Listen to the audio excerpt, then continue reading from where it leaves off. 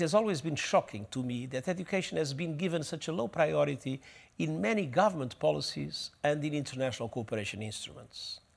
The theme of this year's International Day of Education reminds us that to invest in people prioritize education. Investment is critical to achieving Sustainable Development Goal 4. Last year's Transforming Education Summit gathered the world together to reimagine education systems so every learner accesses the knowledge and skills required to succeed. Over 130 countries made commitments to ensure that universal quality education becomes a central pillar of public policies and investments. A call to action on educational investment and the establishment of international financing facility for education created a fresh push on domestic and international financing.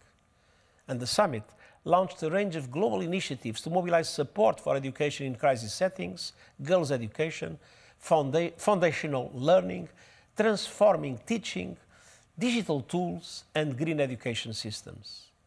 Now is the time for all countries to translate their summit commitments into concrete actions that create supportive and inclusive learning environments for all students.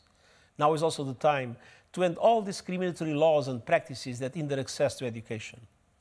I call on the de facto authorities in Afghanistan, in particular, to reverse the outrageous and self-defeating ban on access to secondary and higher education for girls. And I also encourage countries to place education at the heart of preparations for the SDG Summit in 2023 and the Summit of the Future in 2024.